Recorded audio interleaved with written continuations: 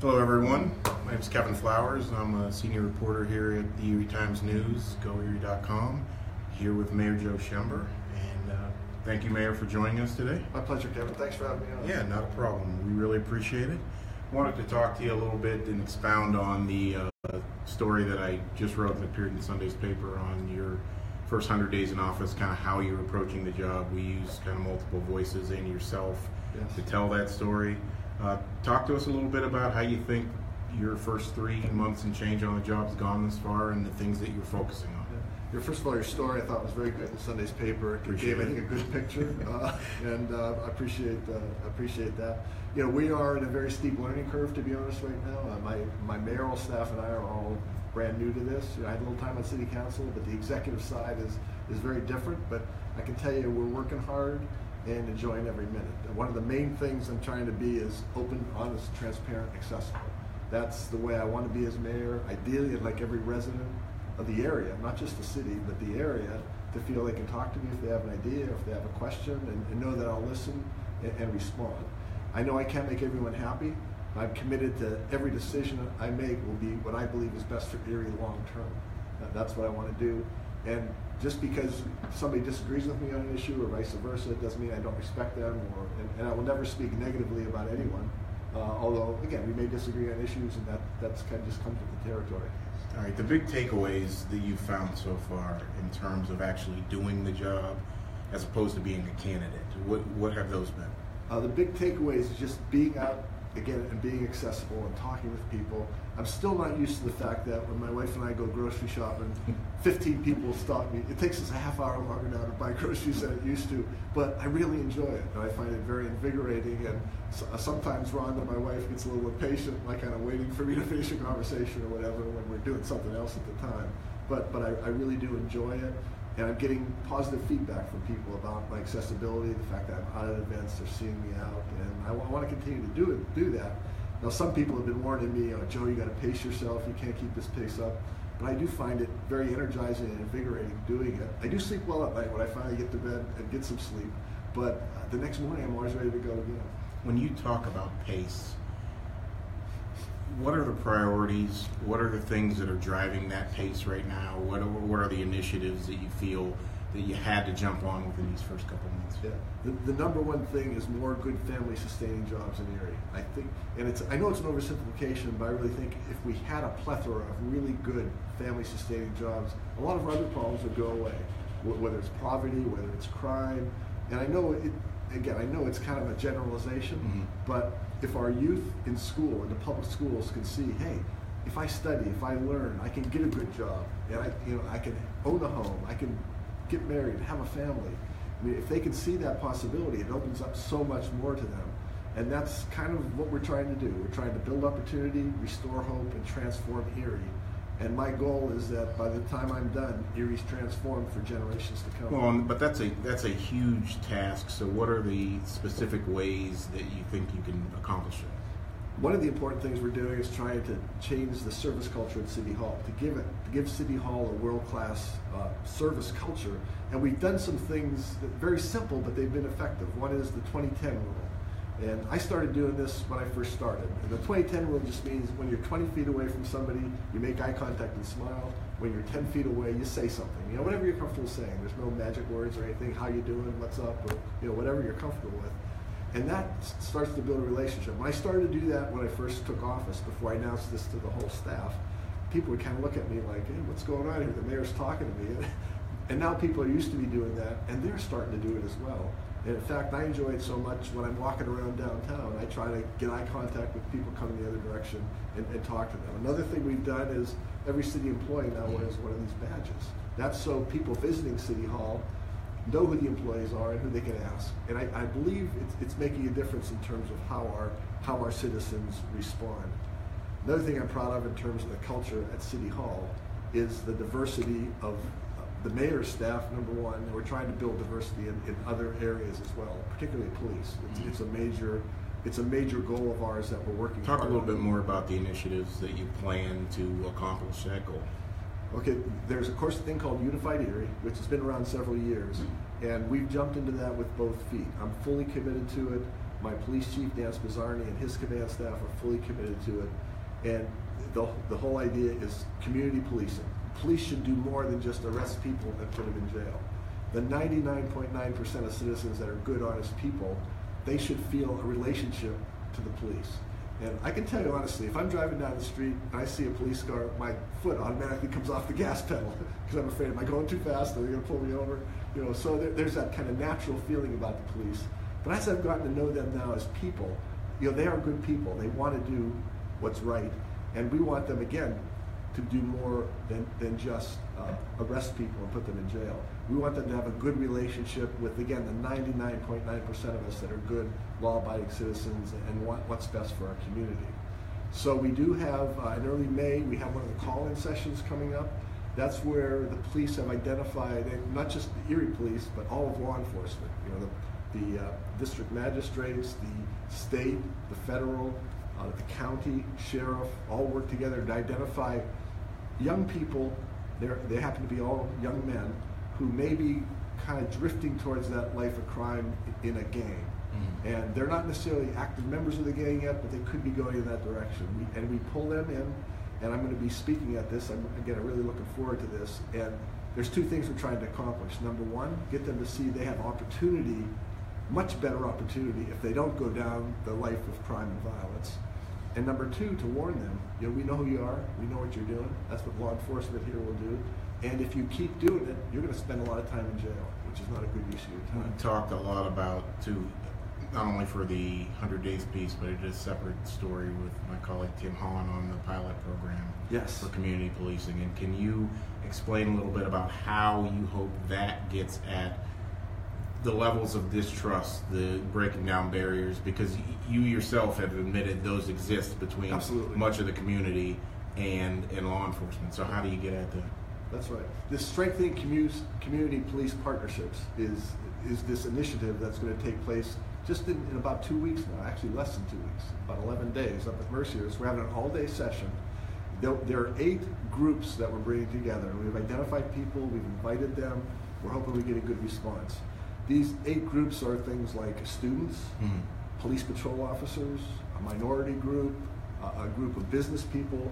There's a number, again, I can't name them all right now, but there's 8 different groups.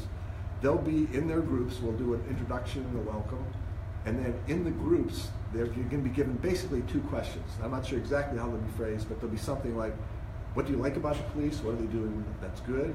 And what issues do you have with the police? What problems are there? And none of us in elected office or in law enforcement will be at these tables as each of these 8 groups has their conversation, come up with we want them to have open conversation and really talk about things and identify issues. That's the most important thing. Identify issues we need to address. Then after about an hour of that, we're going to bring them all back together. Each group will give a report on what was said and what the good things are as well as what things need to be improved. Then we're going to have lunch with them. And then we're going to break the groups up into heterogeneous groups. So we'll take one or 2 members from each group and form a new group, and then have them address, okay, the issues that were identified, what do we need to do to resolve those and make them better? It's not going to happen overnight. This is probably a couple-year process, but I'm really hoping that this Strengthening Community Police Partnerships initiative will give us, for the next couple of years, things we need to work on, things we can do to make the community police relationships much better. Okay. We also want people that are watching to chime in with your questions, your comments. Do we have some, Sarah? Yep. We've got one from a woman named Frida. She says, how are you going to improve the openness of the process of advertising and filling vacancies on boards and commissions?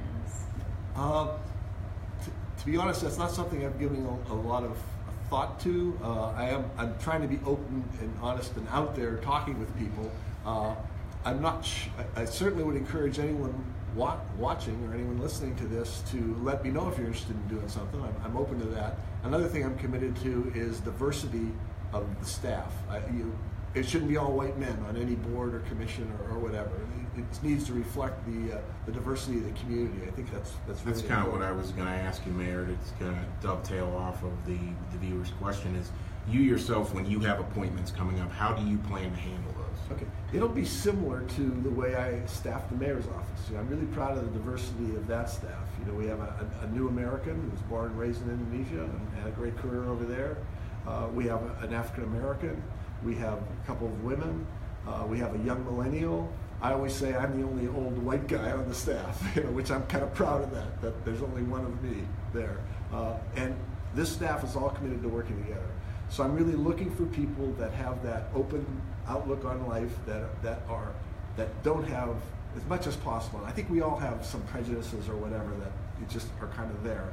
But people that at least mentally are open and want to help people and value people of every race, every ethnic origin, every religion, and how they can contribute to our community. Well, and since those, the boards and the authorities and commissions do a lot of work closely with government, is there a role for the city administration in creating mechanisms to kind of push people towards that kind of service? Absolutely. I think we have to remain on target and continue to express our desire that any commission or any authority has a diverse board on it.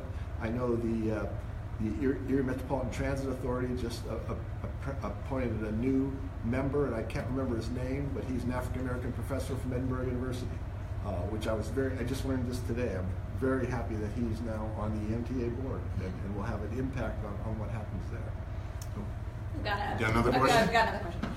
Commenter Paul says, do you think Emerge 2040 and many other initiatives will make any gains in the short term?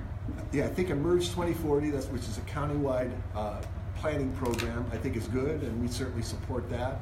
And we have Erie Refocused here in Erie, and we have Kathy Rosdick on our staff, another member of the mayor's staff. She's the first full-time planner ever to be employed by the city. My thinking there is I want to look 5, 10, 15 years down the road and make decisions based on that, rather than based on making it through this year. So we've got to take that longer look. The planner will help us do that. By the way, we have a lot of community events planned through this spring that we'll be having, and I want to encourage listeners to come, especially if it's in your neighborhood. We're kind of doing them by neighborhood.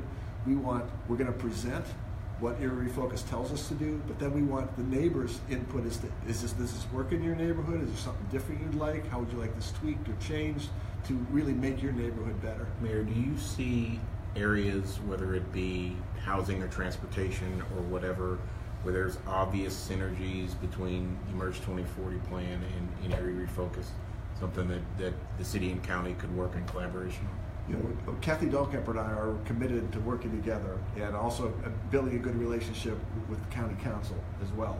Kathy and I actually have a one-on-one lunch every other week scheduled, and it's on our calendars, and we continue to do it. And one of the things I've learned is we don't always agree on everything, but there's a mutual respect there, and we respect each other's positions, try to understand it. And I would say the vast majority of things we do agree on and want to move forward on. And if you think about it, every city resident was also a county resident. So we're serving the same people. I would describe myself as more of a regional thinker, in that in the past we've had barriers between the municipalities around Erie and Erie. It's that silo mentality or turf protection. Mm-hmm. But my core belief is that what's good for this region is good for all the municipalities in it, and we shouldn't be fighting with Mill Creek over things, or Harbor Creek or Lawrence Park. We should be working together for our own regional benefit. When you mentioned the collaboration, and you also mentioned your not weekly, but I guess bi-weekly lunches. Have you talked about blight and specifically the land bank issue? Yes. with Mrs. Dahlkemper? Yes. And where are those conversations at right now? Yeah, those conversations, the land bank, I think Kathy would have liked it for the city to kind of give up the land bank we've established and become part of the county land bank. And that was actually my first thinking after I got elected, that it's kind of duplication. Why should we have two? There may be some waste. But as I talk to people, what I've learned is the city's blight problems are a little bit unique when you compare it with the rest of the county. Plus the city's land bank is up and running and ready to go. All the city's land bank needs is some money to do some things. Right, which the county has. Which the county will have. They don't have Well, it. they won't. They'll have it at the end of the year. That's basically. correct. Yeah, and I was a little disappointed to learn that, because I was thinking they already had, $1 million. But most of it, actually, Kathy told me won't come in until like early next year. Right? And that has to do with the way the gaming money flows in. Correct. From exactly. the state. Yeah, so. exactly right. I think we have another question. We've got a few piling in. We've got lots of good That's questions. good to hear. So one from Paige is, Mayor, what do you consider a family sustaining wage, and how will you hold local employers accountable to providing these wages? Okay. What do I consider a family sustaining wage? That's a good question. I would say maybe 40,000 a year, just for a ballpark number to come in. Sometimes you might need to start at lower than that. I started significantly lower than that in my banking career. I started as a teller for $4,800 a year. This was back in 1976, so it's a while ago, but that still wasn't much money even back then. But sometimes you get your foot in the door and then kind of prove yourself. And I had a great career at PNC, which I never planned on, but to me it was a people business, and that's what I was good at. And it was a tremendous career. Honestly, I'd still be working there, except I felt called to give back to the community at this time in my life as mayor, and so I'm doing. And how do you entice? I think this is kind of the second part of that viewer's question is, what can government do to entice businesses to pay those kinds of wages? I think building a relationship with them, getting them to understand, and I've met some great business owners and managers here who really do care about people, and we tend to think, and there's probably some that don't and just are in it for their own pocketbook, and those are the ones we have to be careful about. But I can tell you, we've got great jobs, for instance, with Erie Insurance right downtown here.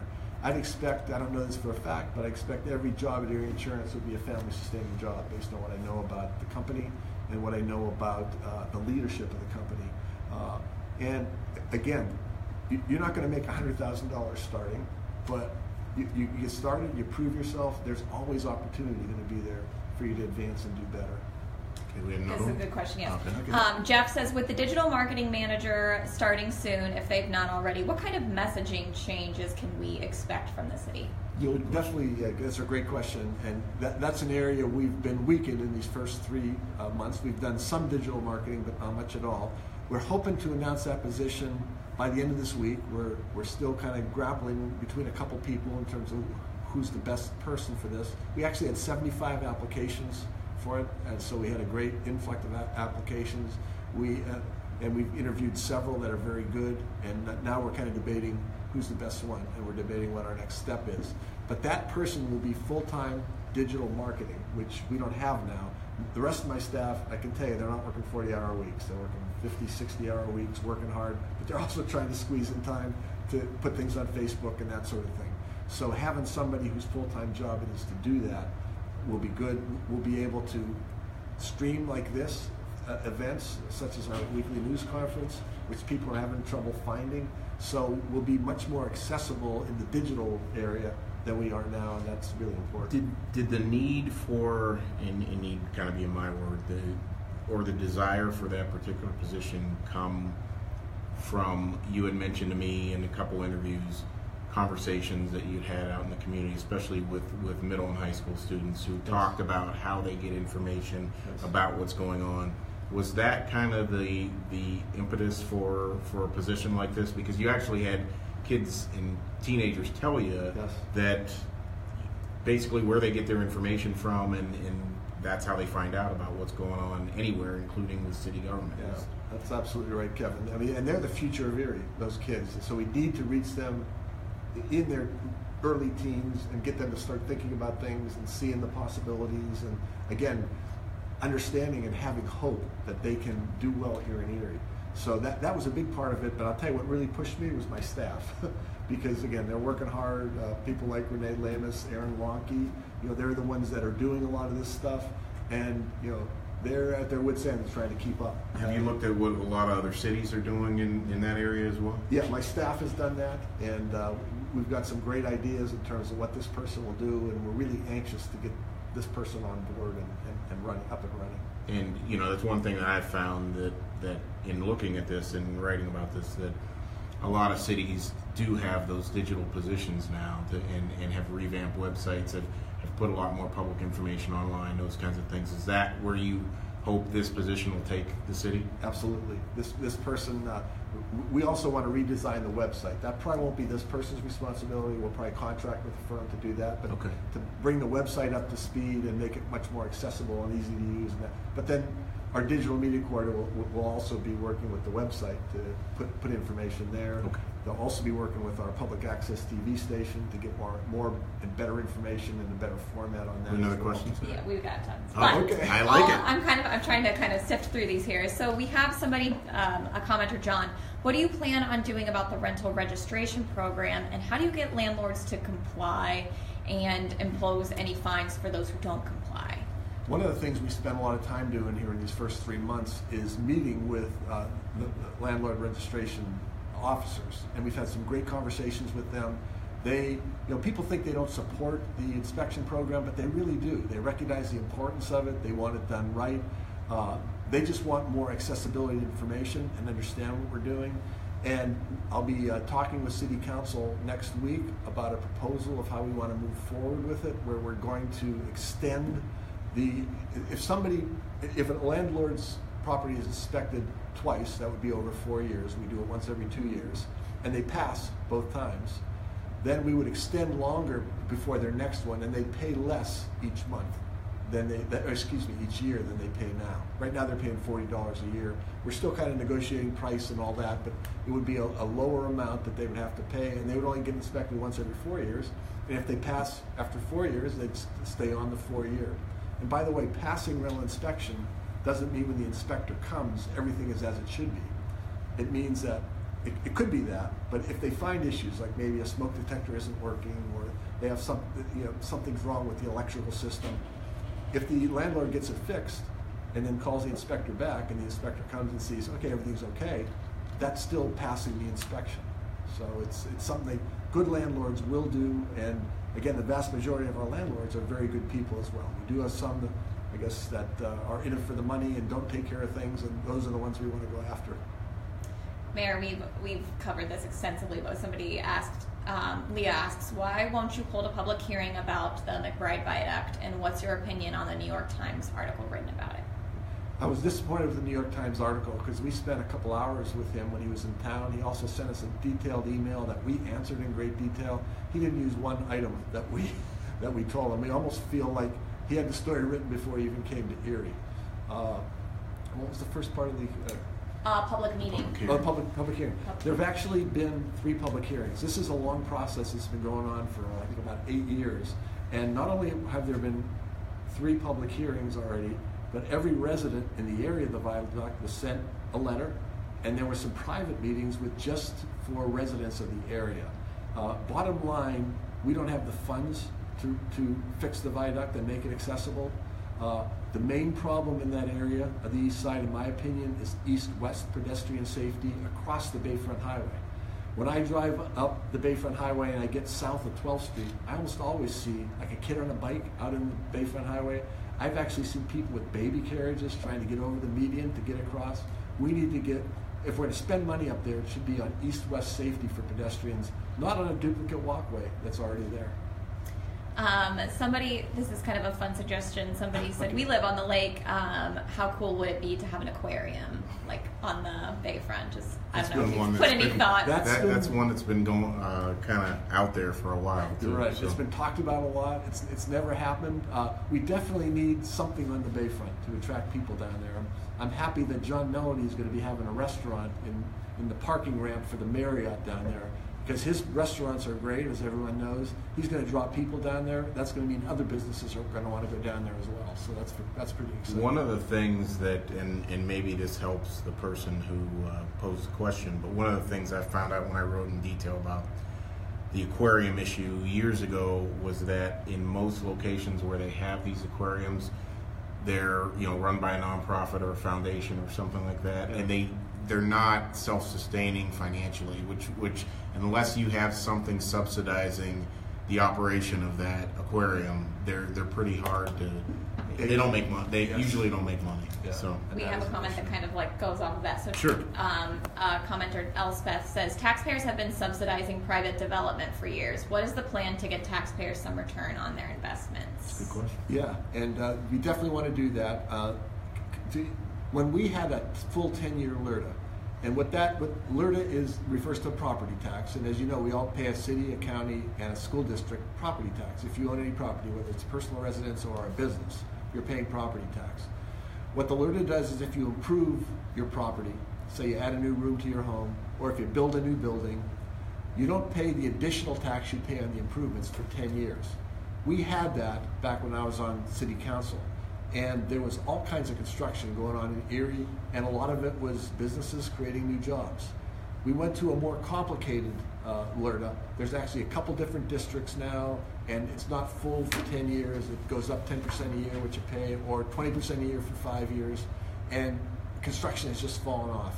So, I kind of believe in giving the incentive to get it started, and then 10 years down the road, the money starts rolling in. And that's a long-term view, but that's what I think works in order to get things going. I wanted to ask you on that, Mayor, and I've asked you about this on a record before because we've written about it. How much does, as one of the taxing bodies, the Erie School District situation affect that and affect those LRTA plans? Because as a taxing body, obviously they have to weigh in. The Yes. state gave them $15 million. They have a state-appointed financial administrator. Those people are going to have something to say about a proposal Right. like LRTA because Right. it directly impacts them financially. You're absolutely right. And I've had great conversations with Brian Polito about this, and I have a deep respect for him. I know he's trying to do what's best. He's trying to transform the Erie School District. The work he's doing with their strategic plan, I'm just awesome. It's great. And he does have concerns about doing a full 10-year LRTA, particularly on the Bayfront. And that has to do with this money they've gotten from the state, the financial overseer who's here now. If they don't do things right, the state could take over the Erie School District, and we don't want that to happen. So there may be some compromises involving the Erie School District in terms of exactly how they participate or what they'll do. And I know it'll be for what's best, but I'm not concerned with that. I'm committed to a full 10-year LRTA for the city's income tax. I believe the county, Kathy Dahlkemper, is committed to it for the county. If we get something at least partial from the school district, I think that'll That's be what I was going to ask you. In your conversations with Brian, have you talked about any potential graduated kind of situation for them to participate in? Yes, we have. One thing that may happen is that they just may not change their LRTA, just leave it what it is now. That's a possibility. But we haven't finalized that, and we have another meeting this week scheduled to talk to you more about it. And I'm happy to say Brian actually set that meeting up. Okay. I'm the one pushing for this, but I didn't call him and say, let's meet again. He called me, and we're on for later this week. We've got another question, but I don't know if you can address this, Mayor, because I think if I'm remembering correctly, this is Erie Downtown Partnership, but Renee asks, I believe a large number of people in Erie would like to see the block parties conducted as they were a few years ago when they used to be downtown in the streets. Could this be addressed? I happen to be on the Downtown Partnership Board, so I've sat in since I... So you can address it. I can, yes I can. It's not going to change this year, I can tell you that. And I know that the board generally, I don't have enough experience with it to be honest to judge myself, but generally they like the way they're run now in parks. We have had some interest from some local business people to shut down streets and do parties, and we're evaluating them. And some people don't want to do it, to be honest, in my administration. I'm inclined to let's let them do it and see what happens. And if it's a problem, then we can stop it. But anything that's going to bring people downtown is good for Erie, and I want to encourage that. And if a business wants to do something to bring people downtown, I'd like to let them do it. Reminds me that the EDDC might be one of those groups that kind of look at events, or the Downtown Partnership has done that and obviously has put on events. What's your take on, does the city need with partners or however it works out, does the city need a plan on how do we get people downtown, how do we, events, different kinds of things that are drawing points? Yes, I think we need to, there's a lot of events going on already downtown. We just need to coordinate and communicate them maybe better.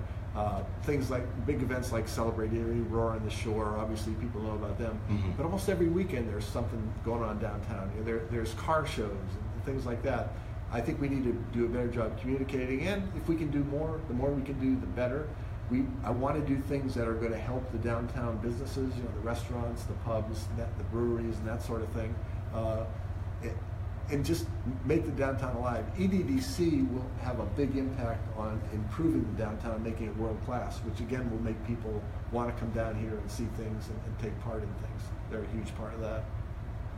Okay. And just a comment, Dory said, I just want to say I have noticed a big difference already on how Mayor Schember has been interacting with people in Erie already since he became mayor, so thanks. Well, thank you, Dory. I appreciate it. I'm going to try to keep it up.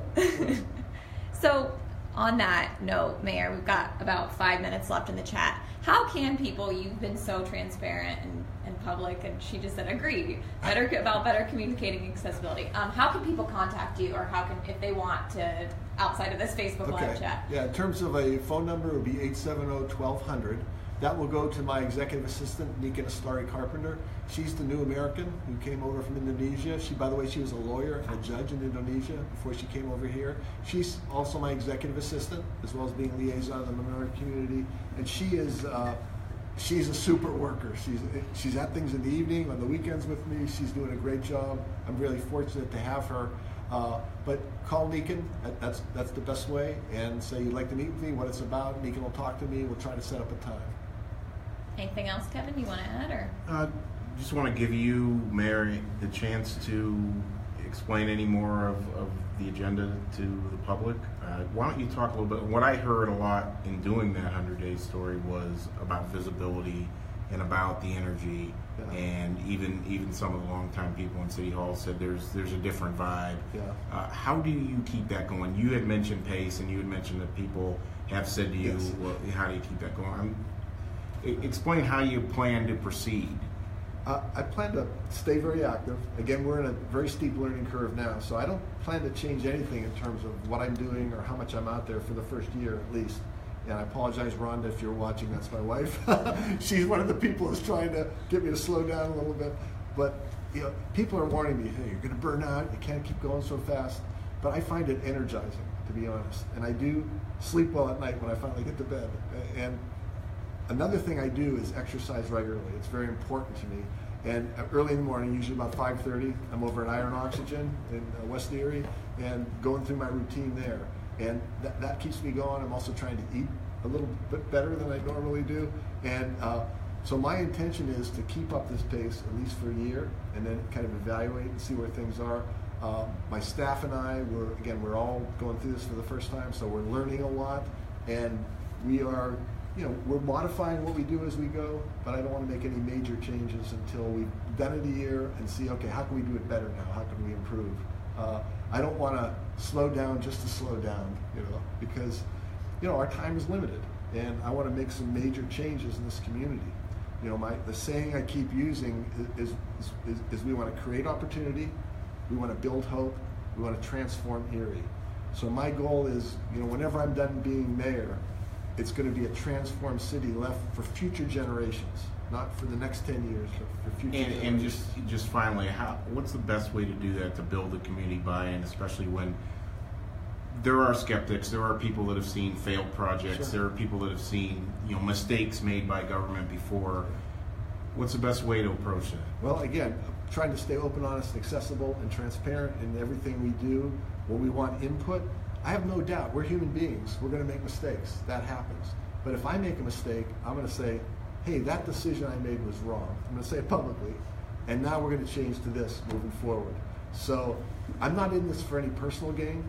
I've got no ambitions beyond being mayor of Erie. What I'd like to do is be mayor of Erie, and if the people want to re-elect me, I'd like to be mayor 12 years. At the end of those 12 years, I want to leave a transformed city for future generations.